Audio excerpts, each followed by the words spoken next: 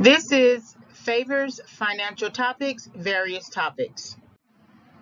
So I have a scripture here that I think is useful and help you to understand um, Luke 14:28 through 30, count the cost. For which of you, intending to build a tower, sitteth not down first and counteth the cost, whether he have sufficient to finish it, lest happily, after he had laid the foundation and is not able to finish it, all that behold it begin to mock him, saying, this man began to build and was not able to finish. Now, counting the cost can apply literally to, say, a person trying to build a house, right? You know, you need to understand how to lay the foundation, but if you are laying a foundation, there is the expectation that you're going to build on top of the foundation. So what happens when a person has not calculated the cost for not only laying the foundation but building on top of it? And you have to build all four walls, right? You have to have the money and funding to take care of all of the elements of building a house, right? And laying the foundation takes time. It's going to take man hours. It's going to take labor hours. Okay, it's its own worry just by itself.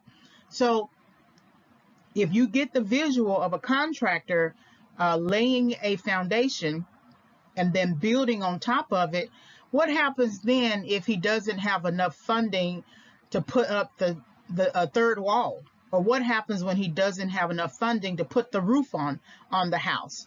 Or what happens if he doesn't have enough funding for all of the electrical or all of the city ordinance requirements that are connected to building on top of a foundation?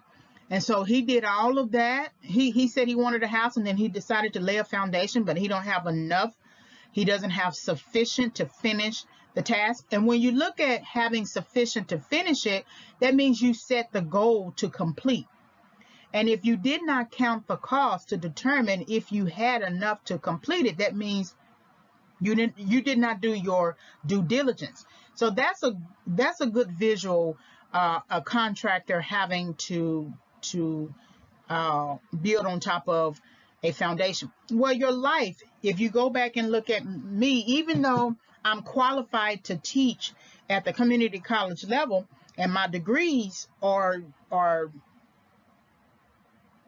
support that goal, if I decided to leave the community college environment, higher education environment, and move into business, I would have to add to my knowledge base, and I would have to have a record of education to my knowledge base, right? I don't necessarily have to go get a whole nother college degree. An associate's degree, a certificate in a particular area of the business or something like that would suffice. And so I would have to take into consideration, I would have to count the cost of moving between industries, moving from one industry to the next, right? If you're looking at this, here it is, you're trying to buy yourself a house, and you know that you need X amount of funds in order to get that done, to accomplish that goal. And then you are able to get the house. But then you get into the house and you realize that there are more costs associated with having a house and maintaining a house, and that you didn't have the savings necessary to cover those costs. And now you have to go get a loan, or now you have to ask someone for some money to cover just basic costs that you should have already saved. It can be anything. It can be anything. It can be something breaks down or something like that. Because remember, when you were in an apartment, you could call the maintenance man. All of the maintenance costs were incorporated into your rental lease agreement, so you didn't have to worry about that. But if you would have waited a little bit and really understood what the cost, attended a home buyer's orientation about how to buy a home, that orientation would have provided you with documentation, with information about what is required, down payment, everything, all types of saving costs, homeowners association costs, things like that, and you wouldn't be so shocked. Property taxes, things like that. You would have had some kind of list to work with, and then you could compare the list, what everything is required per month, including your mortgage, with what you are making. That's why it's interesting how people who became victims of the subprime mortgage fiasco still are not completely 100% victims, even if the banking industry pushed a subprime loan. The person still did not have a sufficient credit score to be considered for another type of loan. Now, there are some shady dealings behind closed doors, and even if you had a high score or just a good minimum average score, it's possible that a subprime loan still would have been pushed on you, because the subprime lending was linked to the investment banking, and so the more that they got those subprime loans, the more that they could sell them on the open market. And so then that netted many people, many investors, a lot of money. So there were some shady dealings. But if you look at yourself as 100% responsible for you, and you look at the fact that you are not making the kind of money every year to buy a $250,000 home, or $300,000, or $400,000, or $500,000. You make $25,000 a year, and you think you could pay for that home, that type of home, and that's something that you can think about. We act hastily because we really do want to get in a home. We want to provide a home for our families, and we want to just kind of do better in life. We don't want to live in an apartment forever. But then you also have to understand there could be a gap in your understanding about something, that some people are not really built for homes. Some people are built for apartments or townhomes or condos.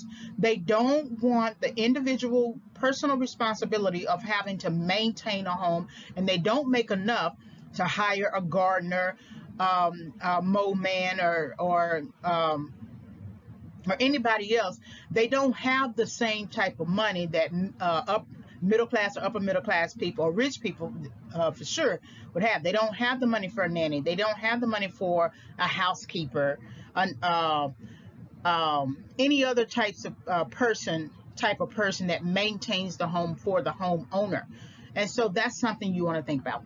Relationships also, it doesn't make any sense to get into a relationship and find out that your man is cheating or your woman is cheating. They were cheating prior to the marriage.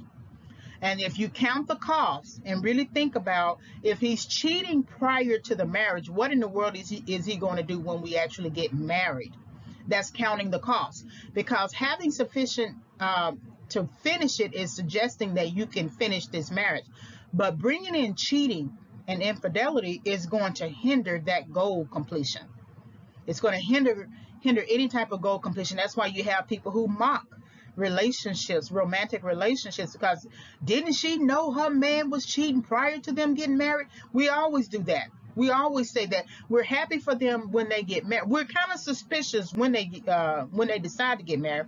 And then we look at the wedding pictures and we're kind of, oh, that's so sweet. That's nice. Okay, maybe they do belong together. And then some news reporting comes out, some media reporting comes out that they've been cheating, the person has been cheating. And immediately we get on the sarcastic, cynical, mocking bandwagon. Didn't she know that he was already like that? I mean, she married him. I can't believe he married her. She was for the streets. She was always like that. He decided to marry her, right? So we begin to mock him. And so you should marry some person who is cheating on you prior to the marriage, because you're not going to be able to finish out your marriage. You're not going to be able to lay the proper foundation, which will allow you to finish it out. Personal finances, any sort of things, anything that we get into, anything that we're choosing that's going to require some kind of finances, is important for us to sit down and think about, do we have enough to sufficiently fulfill the expectations and demands of this particular thing.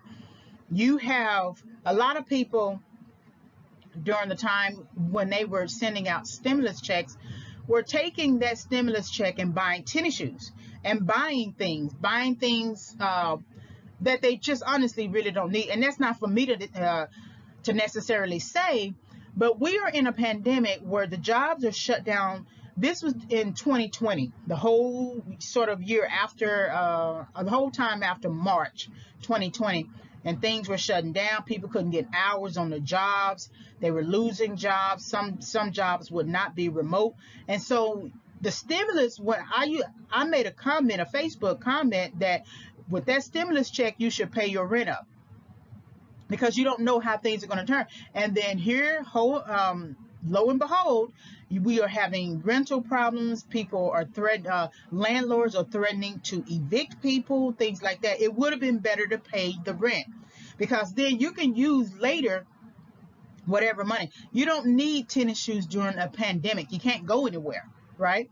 So that's something that you want to think about. So for which of you intending to build a tower, sit it not down first and count it the cost, whether he have sufficient to finish it, lest happily after he hath laid the foundation and is not able to finish it, all that behold it began to mock him, saying, this man began to build and was not able to finish. So that's something that I want you to think about. All right, hopefully you were able to gain some insight from this series topic. Like, subscribe, and visit. Like the video, hit the notification bell for future videos. You can visit my website, which is still in development, reginayfavors.com. You can always email me with a question, reginayfavors@yahoo.com. You will be able to purchase the book by the end of October 2021. I'm hoping that I will have it completed, completely revised rather. It is already written and done. I just have to edit it. It is Overcoming Setback, 5 Keys for Entering and Exiting Correction. Thank you for visiting the channel.